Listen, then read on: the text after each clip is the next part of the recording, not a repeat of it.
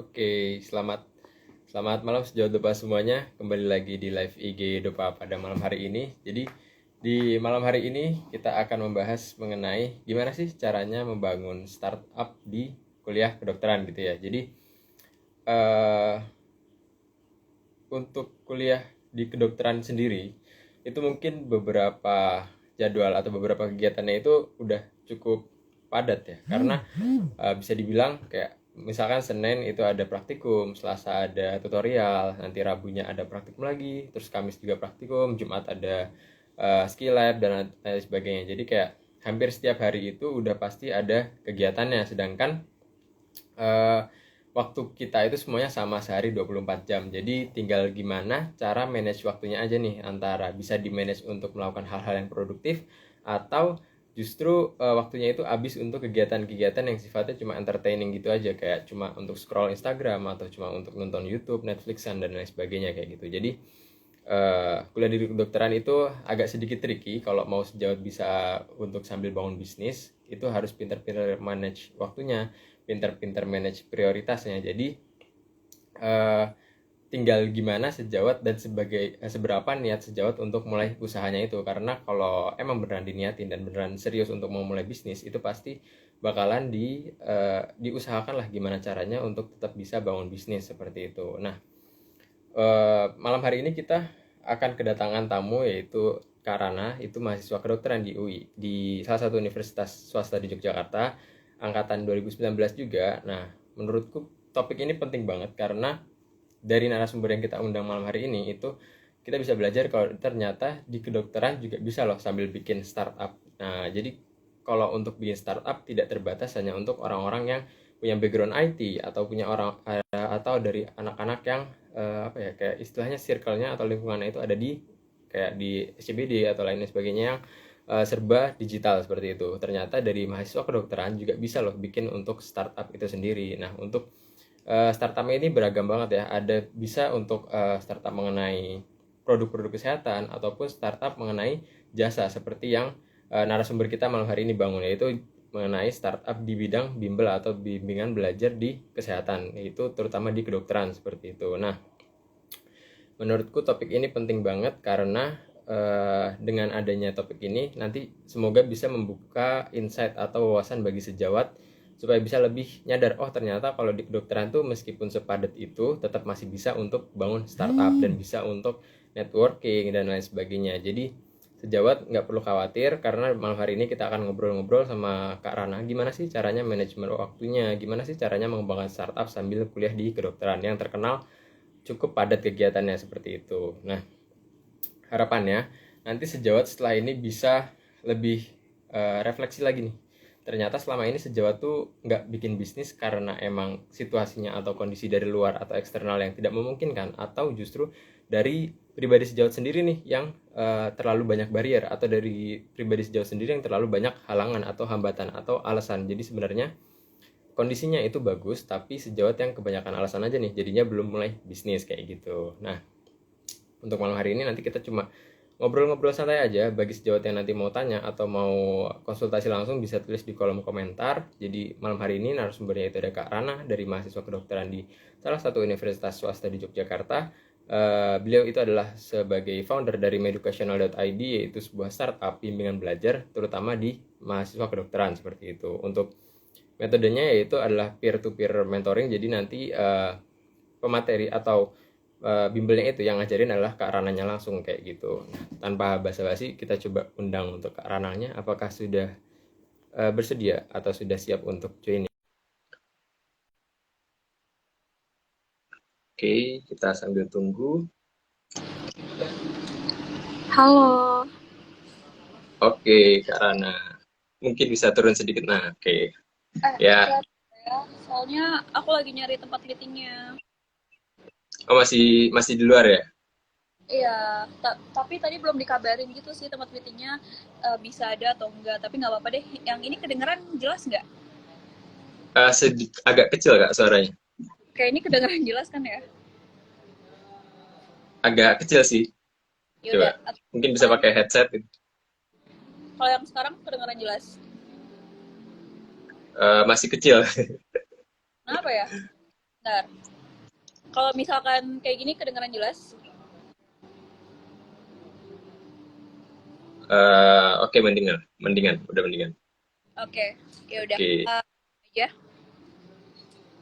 gimana kabarnya Karana? Abis ada agenda apa hari ini? Baik, abis agenda apa ya? Hangout lah sama teman-teman. Oh, tuh, sama teman-teman. Apakah kayak semacam komunitas bisnis atau cuma teman-teman aja nih? Cuman teman-teman aja sih yang emang suka nongkrong bareng gitu. Oh, gitu. Oke, oke. Nah, mungkin bagi beberapa teman di sini belum ada yang mungkin belum pernah kenal sama Kak Rana. Mungkin bisa kenalan dulu Kak, siapa Kak Rana itu sebenarnya founder atau pendiri dari apa sih dan terus backgroundnya itu kayak gimana? Oke, perkenalan dulu ya teman-teman. Ini aku rada deket sama kamera biar kedengeran ya. Jadi kenalan dulu, nama aku Rana, aku mahasiswa kedokteran tahun keempat, gitu sama juga ya kayak Raffi. Dan aku sendiri adalah bukan salah satu ya, aku satu-satunya founder dari Meducational. Meducational itu apa? Jadi Meducational itu tuh kayak semacam bimbel kedokteran, cuman emang aku tuh nggak suka nyebutnya tuh bimbel gitu, karena lebih ke kayak peer teaching. Jadi kayak diajarin sama teman sendiri gitu loh, gitu. Oh, jadi konsepnya itu yang ngajarin dari ranahnya langsung ya? Iya benar, dari aku langsung sama sekali nggak ada yang lain yang ngajar. Oke, oke. Nah, terus kesibukannya sekarang sebagai mahasiswa lagi apa nih? Lagi skripsi atau lagi apa? Ya benar, lagi skripsi, cuman skripsinya masih ketahan. Eh, yang apa ya, yang paling banyak nyita waktu sih ada educational ya. Jadi kayak kan selain aku tutor, selain aku pengajar, aku itu kan juga yang ngurusin ya, semacam foundernya, aku ngurusin segalanya gitu. Terus juga ada asistensi, kebetulan aku asisten anatomi gitu. Kalau misalkan di kedokteran pasti tahu ya lah ya, matkul Iya, anatomi. iya, iya, iya. Sibuk juga dong itu jadi asisten kan pasti banyak kegiatannya kayak termasuk untuk ngawasin pretest, post-test, bikin evaluasi ke mahasiswa juga kan. Iya benar. Kalau misalkan teman-teman daftar asistensi, mungkin kalau misalkan yang pelajaran lain ya, matkul lain kayak histologi, biokimia itu mungkin nggak terlalu padat, tapi kebetulan anatomi itu salah satu asistensi yang sangat-sangat padat gitu. Jadi lumayan nyita waktu juga gitu. Oke, oke. Kalau di tempatnya Rana gimana? Apakah untuk praktikum anatomi itu semester satu 2 doang atau enggak? Karena kalau di tempatku tuh kayak cuma tahun pertama doang dan jadi kayak beban paling berat nih kalau praktikum ke anatomi gitu. Iya sama. Jadi kalau misalkan di kedokteran kampus aku juga anatominya tuh cuma di tahun pertama aja. Jadi beban-bebannya langsung dikasih pas tahun pertama. Bebannya habis di tahun pertama tapi materinya juga habis ya di tahun pertama. Lama-lama lupa nih anatominya. Ya benar. Bener banget. Oke, nah selama kuliah ini kira-kira mulai muncul keinginan bisnisnya itu kapan nggak?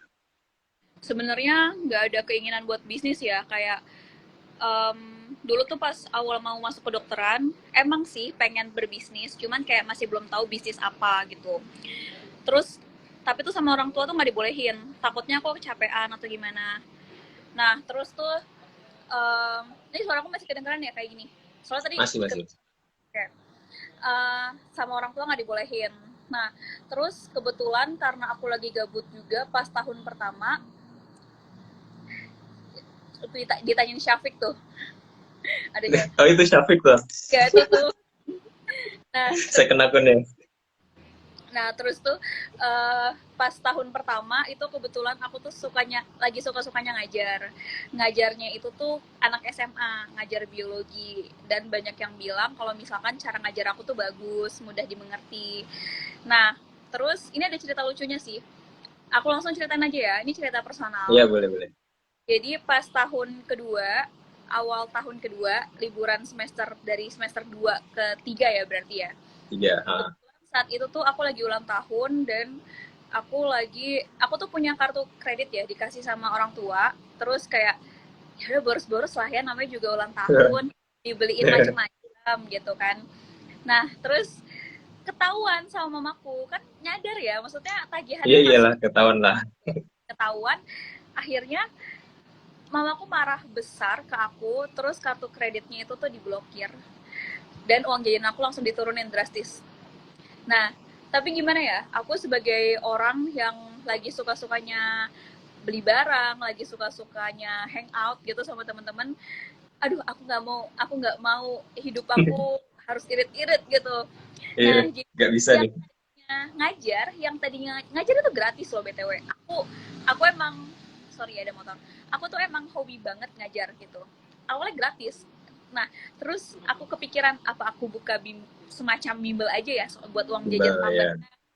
ya. Aku tuh pengen nongkrong sama temen-temen gitu. Mana nggak dikasih uang sama orang tua. Jadinya eh yaudah aku nekat buka gitu. Nekat aja buka. Dan awalnya tuh uangnya tuh target aku sebulan paling 500.000 lah ya. 500.000 tuh Ya, udah cukup banget gitu buat aku nongkrong, buat aku jalan-jalan, buat aku transportasi. Dan alhamdulillah sih akhirnya berkembang sampai sekarang kayak gitu. oh gitu. Jadi awalnya dari kepepet pengen ada budget untuk nongkrong gitu ya, akhirnya jadi bimbel. Benar. Nah, terus mulai beralih dari bimbel anak SMA sampai ke jadi bimbel kedokteran tuh gimana ceritanya? Hmm, kalau yang SMA itu kan memang ngajarnya gratis ya gitu. Hmm. Nah, terus aku mikirnya waktu itu tuh awal-awal pandemi. Aku ingat banget awal pandemi. Nah, jadi tuh kayaknya tuh belum ada atau bahkan tuh bukan belum ada sih, kayak belum banyak bimbel kedokteran yang basisnya tuh online dan rekaman gitu. Terus aku mikir apa aku ngide aja ya buat sendiri gitu. Awalnya tuh aku ragu banget. Aku sampai nanya, mungkin teman-teman di sini tahu ada salah satu bahasanya gimana ya? Ada salah satu staff di The News gitu ya. Hmm. Aku nge-DM staff The News ini karena kan The News juga sama ya konsepnya, dia tuh Ya, bimbel online. bimbel. Aku DM salah satu staff The News, aku kepikiran untuk buka bimbel kedokteran, tapi masalahnya aku tuh baru tahun kedua. Waktu itu aku baru tahun kedua loh.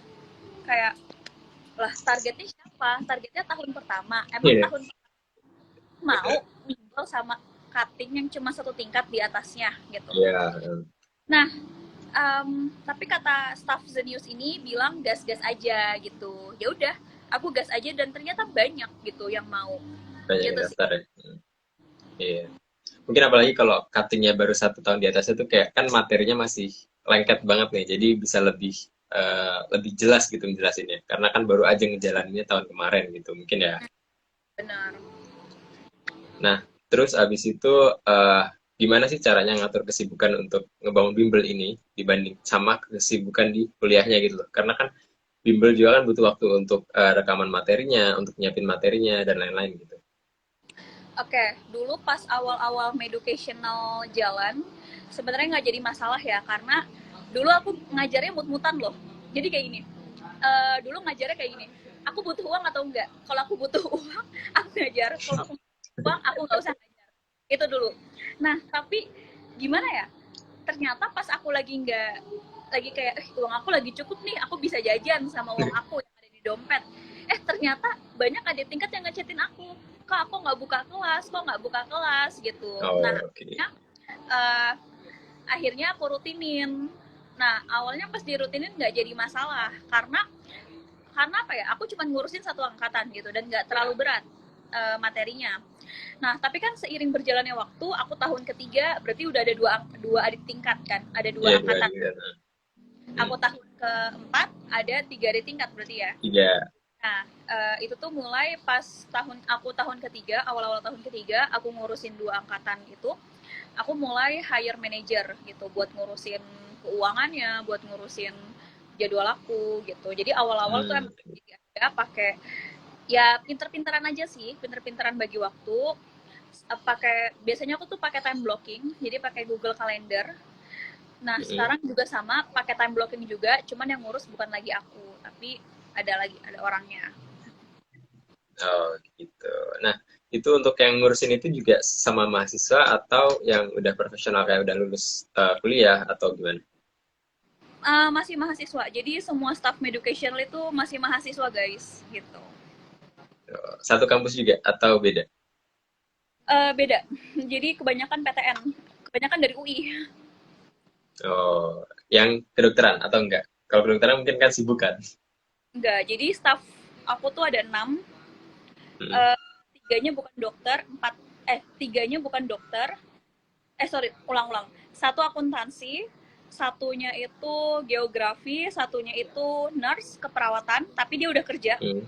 Yang nurse ini, tiganya ini mahasiswa kedokteran baru. Oke. Berarti udah lumayan berkembang juga ya untuk educational kalau staffnya udah lumayan. Alhamdulillah. Oke. Dari yang awalnya cuma iseng-iseng untuk uang nongkrong aja. Iya benar. Nah, kalau sekarang tuh setelah dijalanin, kira-kira kuliah sama usahanya ini bisa saling menunjang atau enggak? Ah, bisa banget. Jadi eh banyak yang nge-DM aku gitu. Kok bisa sih IPK aku bagus gitu, IPK aku tinggi. Kok bisa Hmm. nilai aku tuh bagus gitu. Sebenarnya gini, aku tuh makin hari ya, makin naik tingkat. Semakin hari aku tuh semakin malas belajar. Bukan semakin malas sih, lebih kayak ngurangin waktu belajar. Kayak misalkan waktu tahun Ya, pertama aku belajar bisa sampai 8 jam loh. Sekarang itu boro-boro 2 jam gitu. Nah, tapi kok nilainya bisa bertahan gitu. Bisa ya tetap bagus-bagus aja. Nah, karena bagus. sebenarnya ketika ngajar itu kan sama aja kayak nge-rewind atau review materi kan.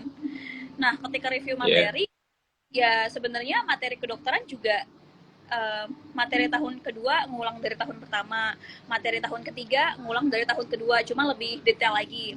Materi tahun keempat hmm. ngulang dari tahun satu 2 3 cuma lebih detail lagi, kan kayak gitu. Jadi ya Ya, kayak sebenarnya gitu. apa namanya? Antara belajar akademik di kedokteran sama ngajar ini ngurusin startup itu ya satu kesatuan menurut aku. Cuman memang kalau ngurusin startup ada masalah finansial, ada masalah manajerial yang di luar apa yang kita pelajari di kedokteran kayak gitu. Oke.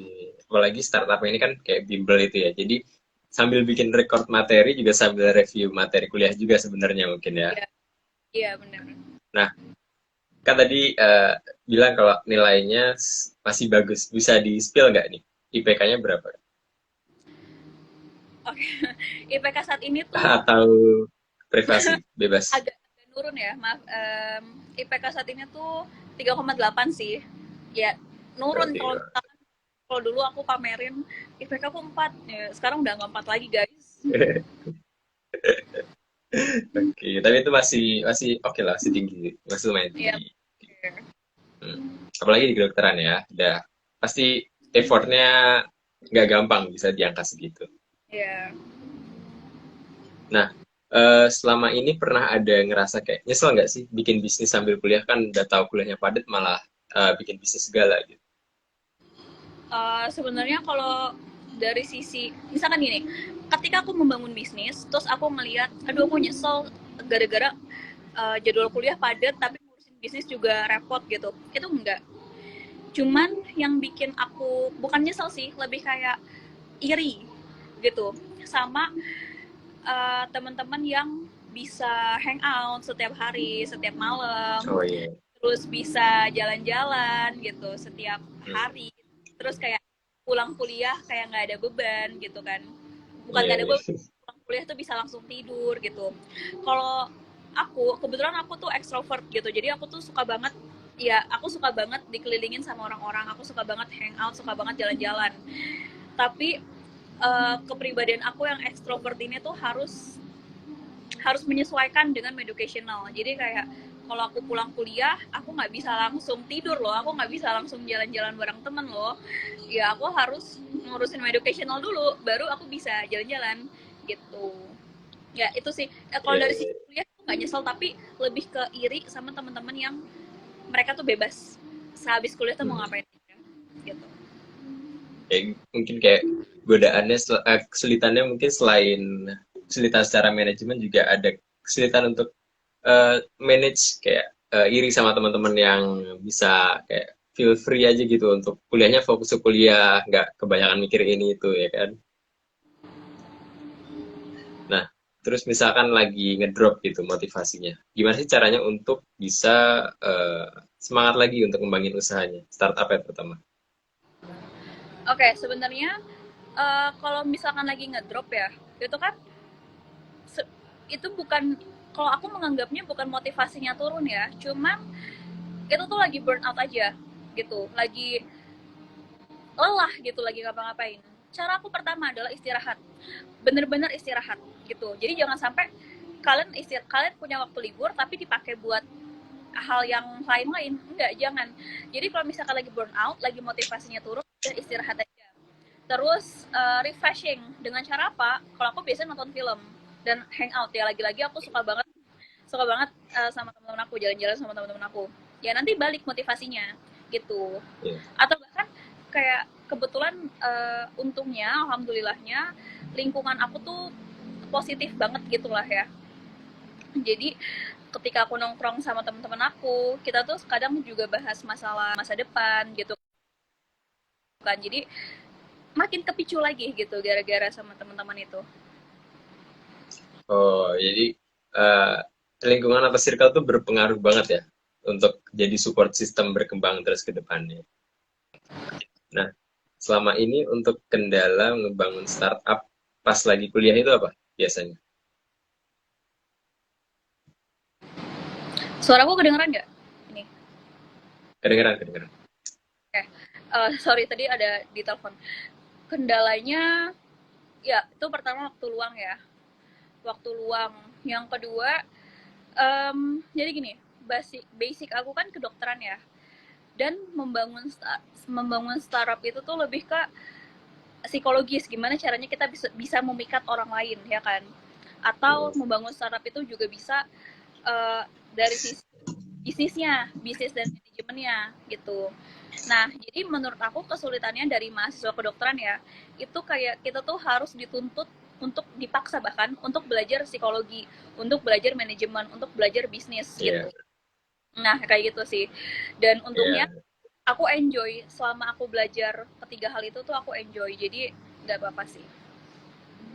Oke, oke. Jadi kayak fokus ke tujuannya boleh, tapi juga tetap menikmati proses untuk mencapai tujuannya itu ya. Benar. Nah, kalau lagi ngembangin usaha kan pasti ada ngerasa kayak stuck nih, idenya, usahanya atau startupnya mau dibikin kayak gimana, mau arahnya ke depannya kayak gimana. Nah, kira-kira apa nih yang sering dilakuin sama Rana untuk apa ya, kayak istilahnya dapetin ide nih, educational mau diarahin kemana gitu. Itu biasanya cari insight-nya kemana? Oke, kalau dari aku sendiri, waktu ini mungkin dari awal dulu ya. Dulu Meducational, dulu gak ada namanya Meducational BTW. Dulu aku ngajar, orang-orang nyebutnya, adik tingkat aku nyebutnya bimbel Kak Rana gitu bahasanya, karena ada Meducational ya. Terus em, aku mikirnya, oh ini mau dikembangkan, jadi gini, dulu awalnya tuh cuma adik tingkat aku doang yang nerima materi, tapi ternyata Hmm. anak-anak Twitter ya, followers Twitter aku itu pada pengen juga dong diajarin sama Karana gitu. Nah, terus akhirnya kepikiran, apa diluasin aja ya materi, sorry, apa diluasin aja ya pasarnya gitu, yang bisa menerima materi itu bukan cuma anak FK akad adik tingkat aku aja gitu. Adik tingkat doang. Dan kebetulan waktu itu tuh ada, aku punya pacar ya, pacar aku tuh suportif banget, cowokku suportif banget. Dia tuh kasih ide kalau misalkan gimana kalau misalkan dibuat WhatsApp bisnis atau dibuat akun Instagram eh, bimbel aku sendiri, Iya. atau kalau misalkan dibuat akun bisnisnya sendiri gitu. Akhirnya aku buat gitu. Ada WhatsApp bisnisnya, ada Google Formnya, ada spreadsheet untuk daftar nama-nama anak yang ikutan, Materinya. terus ada banyak lah intinya. Jadi dari situ dikembangin. Nah itu pertama kali Meducational berkembang. Nah terus dari sekarang bisa, dulu Meducational kan nggak nyampe 200-an ya anaknya, sekarang udah hampir nyentuh 800 anaknya. Dan itu tuh cara ngembanginnya, pertama harus terima kritik dan saran gitu, harus terbuka, bener-bener terbuka. Terus kalau misalkan ada staff, kebetulan aku ada 6 staff tadi udah aku ceritain, aku itu tuh rutin sama mereka ngobrol gitu.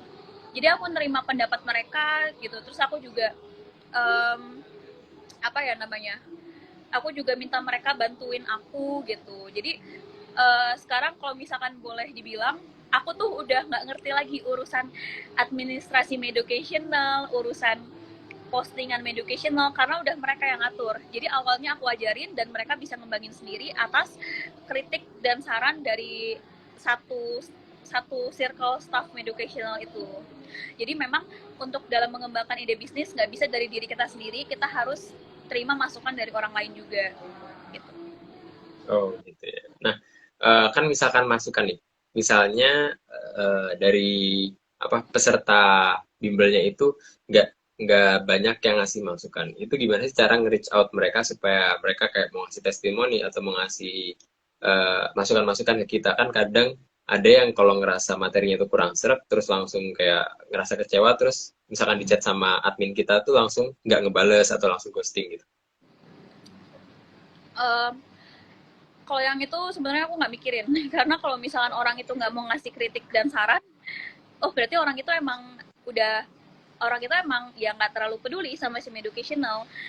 Tapi banyak kok, nggak banyak juga sih, ada beberapa dari teman-teman yang ikut kelasnya dan peduli sama educational atau ada keluh kesah tentang educational yang ingin dikembangkan. Nah itu ngasih saran gitu. Nah untuk yang nggak mau ngasih saran kita nggak bakal paksa, tapi kalau kalau ada yang mau ngasih saran, ada yang mau ngasih kritikan, kita kasih tempatnya. Jadi di educational itu ada yang namanya feedback form gitu. Jadi di situ anonimus dan itu bisa ngasih kritik sepuasnya. Bahkan uh, apa namanya, pernah ada sekali itu ngasihnya kasar banget gitu loh, kayak yang becus dong kalau misalkan kerja. Itu ada. Kita terima itu lapang dada, kita juga evaluasi, satu tim evaluasi dan kita perbaikin ke depannya gitu. Oke, jadi yang penting kepuasan pelanggan atau masukan dari pelanggan itu penting banget ya untuk berkembangnya usaha. Penting. Nah, terus tadi kan bilang staffnya udah ada 6 ya. Nah, ini sedikit triknya itu kayak ngerasa kerja cuma sekedar kerja aja gitu, kayak nggak ada niat lebih untuk mengembangkan usaha. Gimana sih cara bikin setiap staffnya itu punya sense of belonging atau kayak rasa kepedulian ke perusahaan kita itu, terutama kayak ke start gitu.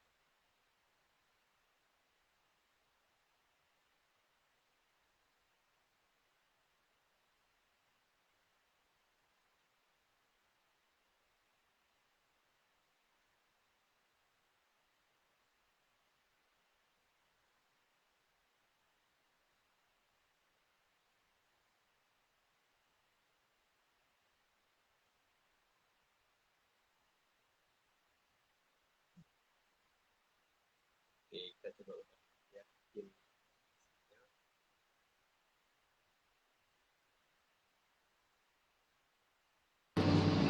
Wait, sorry ya.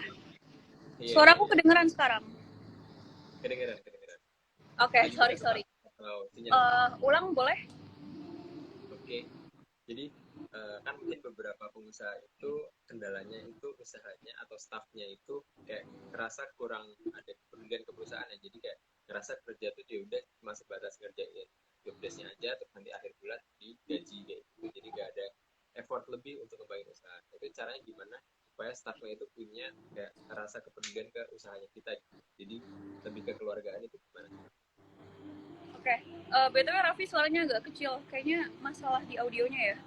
Suaraku kedengeran, ini jelas. Kedengeran suaraku masih Oh, kecil? iya masih sih, nggak apa-apa sih, masih audible. Oke. Oke. Jadi untuk, jadi gini, kalau misalkan mau dibocorin, untuk staff yang nggak mau ngembangin, itu tuh kadang aku evaluasi gitu.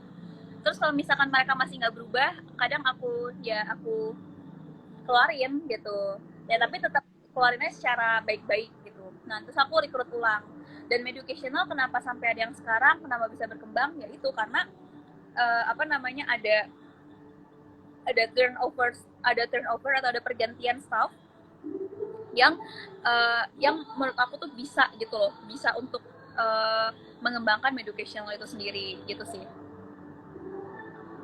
biasanya rekrutnya juga kayak dari mulut ke mulut aja atau rekrutnya lewat kayak LinkedIn atau Jobstreet dan lain-lain? Oke, kalau misalkan rekrutmen itu dari Twitter biasanya. Aku nanya, Dari ada yang mau jadi staff nggak gitu, terus aku rekrut asal aja. oh, Dan ternyata alhamdulillah selama ini rekrutanku bagus-bagus gitu. Apa aku harus jadi HRD kali ya? wah, skill Gitu. terpendam gitu.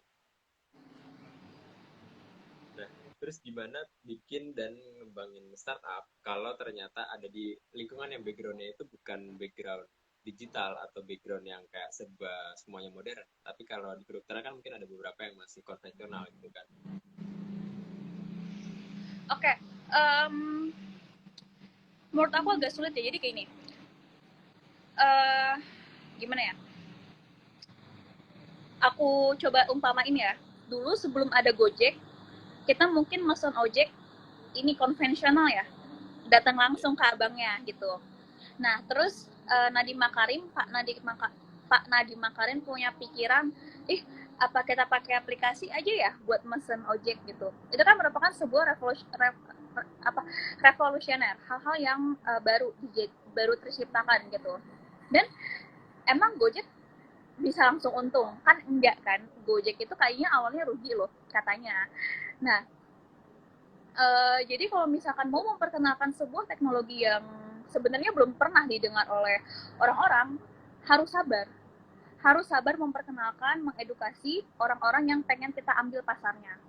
Terus jangan berharap untung dalam langsung langsung untung. Nggak bakal bisa. Terus juga kalau misalkan pengen kayak gini, kalau misalkan educational itu menurut aku lumayan revolusioner. Kenapa? Karena di Indonesia ya BTW, bukan di secara dunia keseluruhan. Mungkin kalau misalkan teman-teman di kedokteran udah pernah dengar namanya osmosis ya, dia juga basisnya video, cuman dia subscription kan, basisnya subskripsi, kita langganan. Nah sedangkan di Indonesia tuh belum ada gitu. Nah jadi aku perkenalkan, dan kan harus tahu berapa banyak DM educational itu nanya soal kak mekanisme kelasnya kayak gimana. Nggak apa-apa, aku jelasin satu-satu ke mereka kayak gitu. Jadi gitu sih, jadi harus sabar. harus sabar ya. Jadi benar banget ya kalau misalkan untuk branding usaha itu mungkin setahun 2 tahun itu baru mulai kebentuk branding atau orang-orang tahu tentang usaha kita gitu ya. Ya benar banget. Nah, eh, ini mungkin setengah berhubungan setengah enggak karena gimana sih caranya untuk ngembangin usaha kalau foundernya atau yang bikinnya itu sebelumnya belum punya background nih. Nah, gimana supaya misalkan nanti mau kerja sama orang atau nyari investor, terutama kalau startup kan banyak yang investor-investor gitu ya. Nah, gimana sih caranya ngembangin usaha biar dapat investor kalau ternyata foundernya ini belum ada background ini. Jadi si investor belum tahu kalau foundernya ini qualified atau enggak. Nah ini pentingnya belajar. Jadi aku selalu tekankan di akun Twitter aku, di akun Instagram aku, jangan pernah berhenti belajar gitu. Kenapa? Karena kayaknya gini, aku masuk kedokteran. Mungkin pas tahun pertama aku mikirnya, oke, selama 6 tahun ke depan aku hanya akan belajar kedokteran. Tapi nyatanya enggak. Karena ketika aku pertama kali decide memutuskan untuk menjalankan sebuah bisnis, artinya kan aku sudah punya tekad untuk belajar sesuatu yang di luar kedokteran gitu. Dan uh, jadi gini, untuk dalam membuat startup itu harus dari sesuatu yang memang passion kita, memang hal yang kita suka. Aku suka ngajar kok, ya udah, bisnis aku dimulai dengan mengajar itu gitu. Nanti bagaimana selanjutnya itu tergantung kita mau belajar atau enggak. Aku mau belajar psikologis manusia kok, aku pengen belajar marketing, aku pengen belajar bisnis, jadinya berkembang gitu. Itulah pentingnya belajar. Jadi gimana caranya supaya memikat investor, memikat kayak market yang banyak, itu ya kita harus mempelajari mereka. Gimana cara kita tuh bisa mendapatkan perhatian mereka gitu. Emang educational, coba deh bayangin, ada orang masih mahasiswa udah berani ngajar materi kedokteran. Padahal bukan dokter, belum lulus, tapi berani mengajar materi kedokteran. Dan yang ikut itu udah hampir 800 orang. Kok bisa gitu? Karena aku belajar gimana caranya aku punya daya tarik sendiri supaya hampir 800 orang ini ikutan kayak gitu. Jadi keep keep learning lah. Kalau misalkan di kedokteran kan ada yang namanya long life learner ya. Nah, itu harus Ya. diterapkan. Oke. Nah, kalau dari educational sendiri, branding atau value apa sih yang paling ditonjolkan dibandingkan bimbel lainnya? Oke, nah ini aku senang banget nih. Jadi educational itu menurut aku punya value yang nggak dipunya bimbel kedokteran lainnya, yaitu meningkatkan ilmu gitu. Jadi kalau misalkan bimbel kan ya nggak cuma bimbel kedokteran deh. Coba deh kita bahas bimbel. Intonasinya apa sih untuk meningkatkan nilai, untuk naikin nilai gitu. Sedangkan dari Medocational sendiri nggak ada arahan kamu ikut ini nanti nilainya jadi A terus loh, kamu ikut ini nanti nilainya jadi 90 terus loh, jadi 100 terus loh. Nggak ada tujuan Medocational mau buat nilai kalian semua A, nggak ada. Medocational itu cuman pengen nambah nambah ilmu dalam otak kalian. Nah, nanti ketika ilmunya udah ada, nilai itu bakal naik sendirinya gitu loh. Jadi jangan ya, jadi patokan kita tuh dari ilmu yang bertambah. Karena dari ilmu ini nanti bisa di applicable, bisa diterapkan ke kehidupan nyata dan justru itu yang lebih bermanfaat dibandingkan nilai semata gitu. Jadi Iya. aku makanya aku itu lebih senang dapat testimoni kayak aku bisa ngejelasin pakai bahasa aku sendiri loh. Aku bisa aku bisa ngejelasin hal ini loh secara mudah ke teman-teman aku gitu. Nah, tapi nggak jarang juga ada orang-orang yang testimoninya, makasih aku udah bisa apa namanya, udah bisa dapat nilai tinggi gitu. Dapat nilai A. Nah, itu sih. Tapi target utamanya adalah ilmu gitu. Jadi mirip banget sama Jadi Zenius. Zenius juga kayak gitu. menekankan ke pemahaman dari pesertanya ya. Nah, kalau di era sekarang nih, menurut Rana, apa sih alasannya harus bikin startup dari sekarang? Dikaitkan kayak sama perkembangan global, digitalisasi, dan lain. Oke. Okay. Um, Mbak ya, jadi gini, aku itu suka nonton interview gitu, interview tentang bisnis. Karena aku mau mulai berpikir seperti pebisnis gitu. Dan apa sih hal yang aku suka daripada para pebisnis, nggak pebisnis juga sih, para orang startup founder yang udah sukses, contohnya Pak Nadiem Makarim. Pernah ada interviewnya Pak Nadiem Makarim gitu. Jadi gini, kalau misalkan aku nonton interview pebisnis biasa gitu ya, mungkin teman-teman tahu ya ada organisasi banyak banget ya, organisasi bisnis. Apa sih yang mereka bicarain? Yang mereka bicarain, oh dulu saya susah, dulu saya nggak punya uang, terus sekarang saya jadi kaya raya, saya punya 20 karyawan. Mereka pasti punya template yang sama. Dulu saya susah, sekarang saya hidup makmur gitu. Tapi untuk startup founder seperti Pak Nadiem Makarim, mereka tuh punya cara bicara yang beda, punya alur cerita yang berbeda.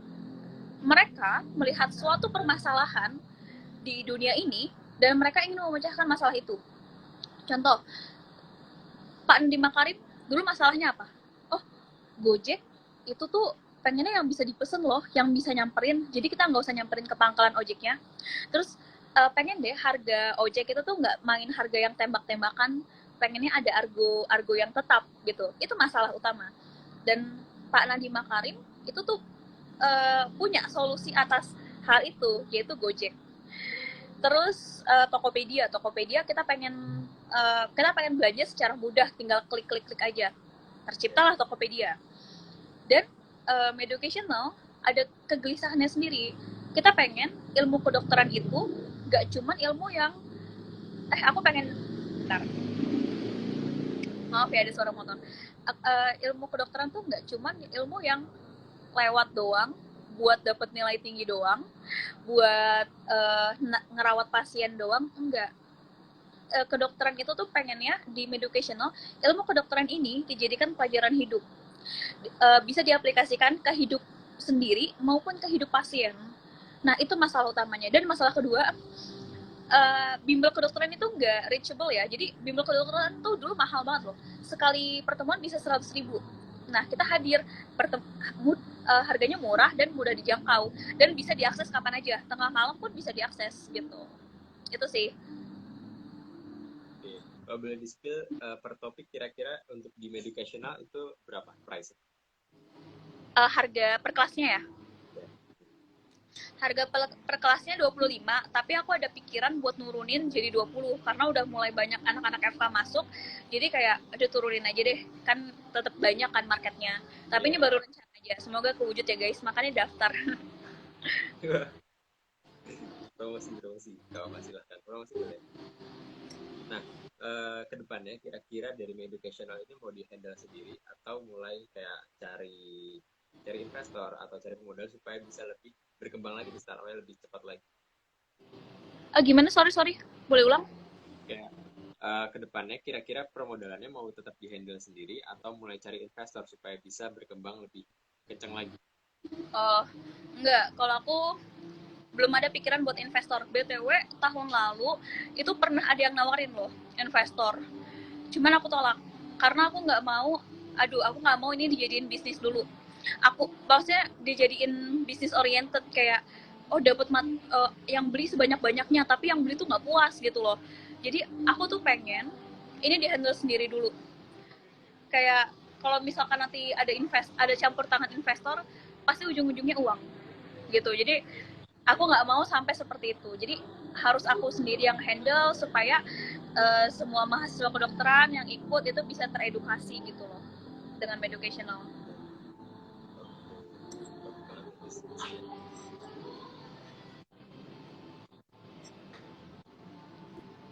Komunitas itu seperti sih untuk mendukung perkembangan dari educational ini.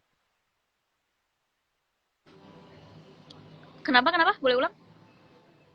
Menurut Rana, komunitas itu sepenting apa atau sebermanfaat apa untuk mengembangkan usaha kita?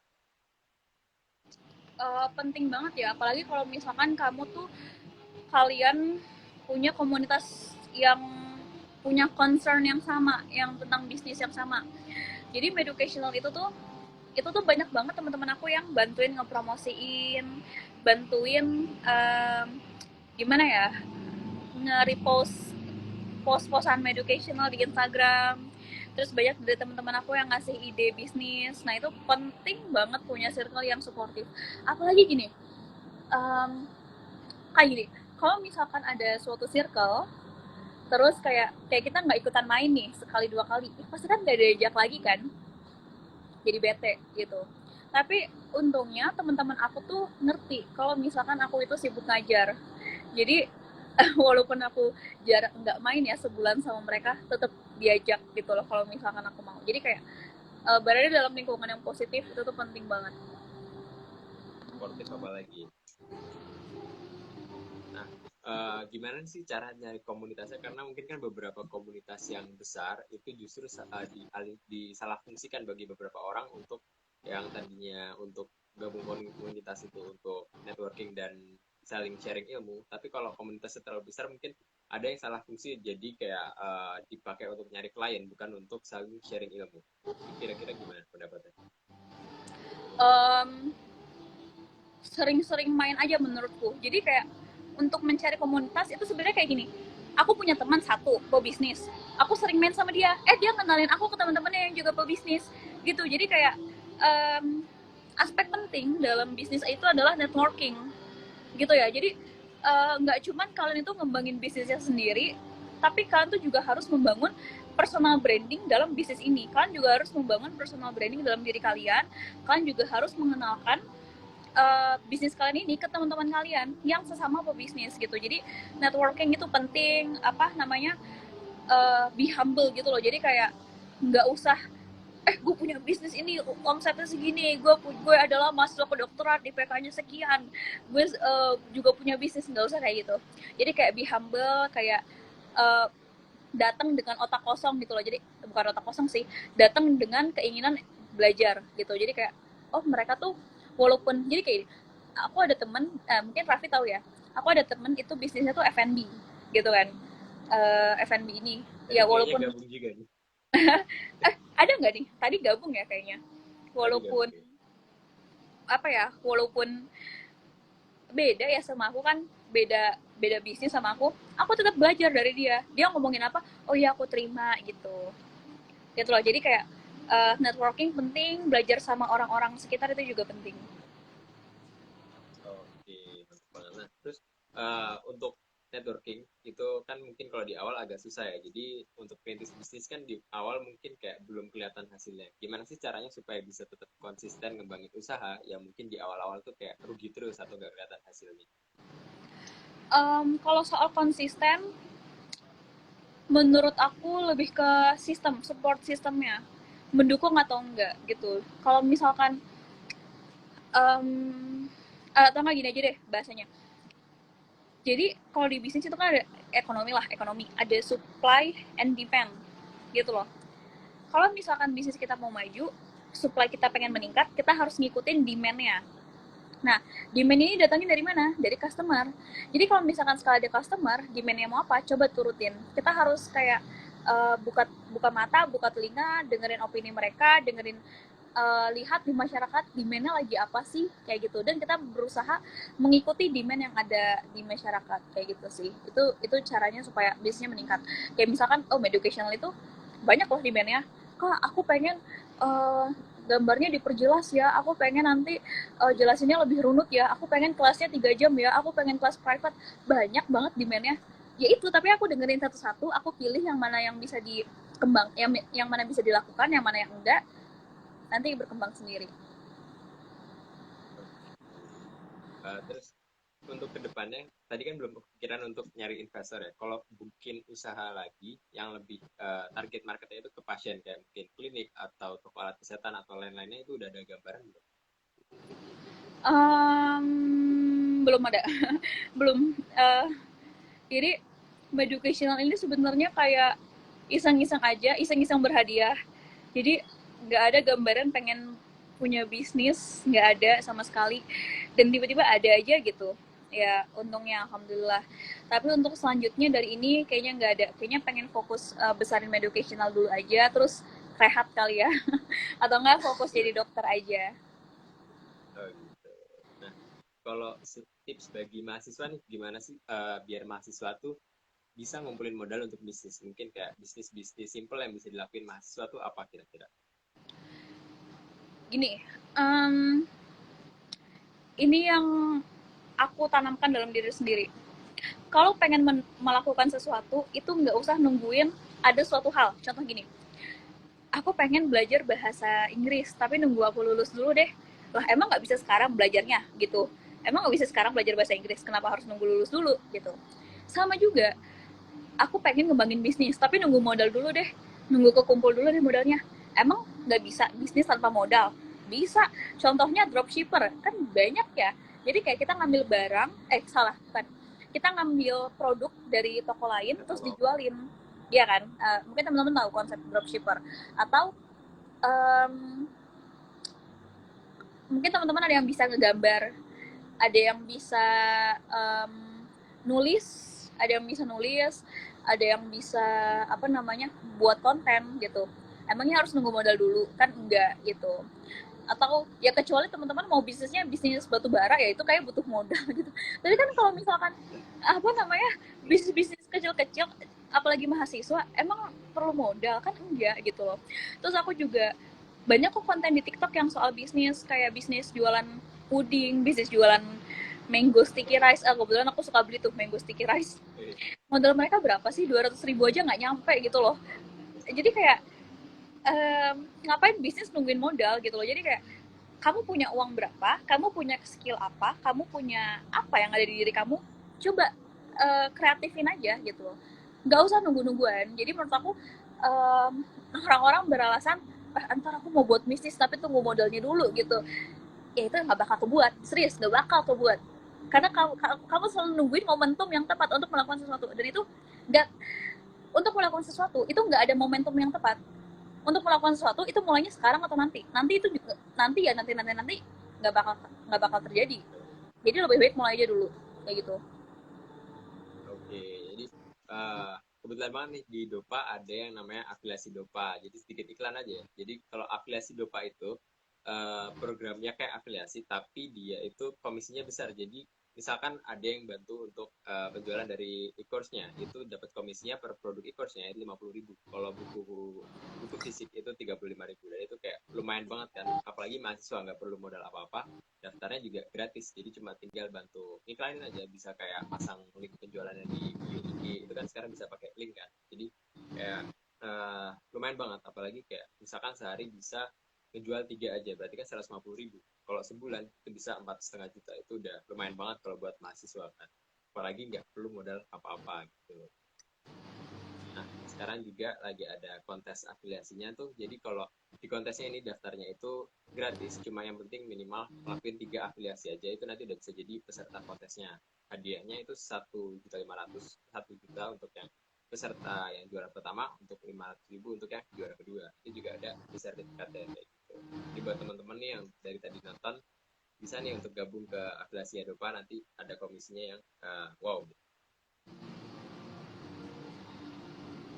Jadi uh, kurang lebih kayak gitu. Karena untuk live IG-nya kali ini, makasih banyak udah mau sharing-sharing di Dopa tentang pengalamannya pembisnis. Jadi banyak belajar banget nih sama Rana untuk cara ngebangun bisnis, apalagi tentang mindsetnya gitu. Jadi semoga berkembang terus untuk educationalnya dan capai target-target yang diharapkan ya. Thank you Raffi, thank you juga udah ngundang aku. Sukses terus ya buat dopanya.